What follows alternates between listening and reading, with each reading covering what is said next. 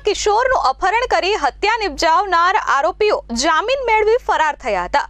Surat crime branch પોલીસે આરોપીઓને રાજસ્થાન અને ઉત્તર પ્રદેશથી ઝડપી પાડી કાયદેસરની કાર્યવાહી હાથ ધરી છે।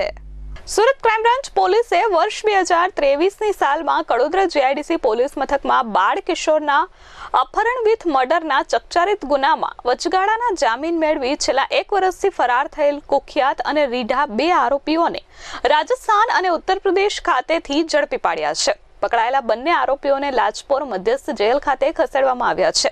પોલીસે ગૌતમ ઉર્ફે મોનુ ઉર્ફે ગોવિંદ શ્રીરામ રામદેવ યાદવ, વિનાયક ઉર્ફે સોનુ શ્રીરામ રામદેવ યાદવની ધરપકડ કરી છે। આરોપીઓએ 13 વર્ષના દીકરાનું અપહરણ કરી ફરિયાદી પાસેથી 15 લાખની ખંડણી માંગી હતી અને ફરિયાદ થતા આરોપીઓએ 13 વર્ષીય કિશોરનું મોઢું દબાવી હત્યા કરી નાખી તેની લાશને જંગલી ઝાડી ઝાંખરામાં ફેંકી દીધી હતી। પકડાયેલ આરોપીઓ વિરુદ્ધ કડોદરા જીઆઈડીસીમાં 3 ગુનાઓ નોંધાયેલા છે। Bureau report S24 news Surat.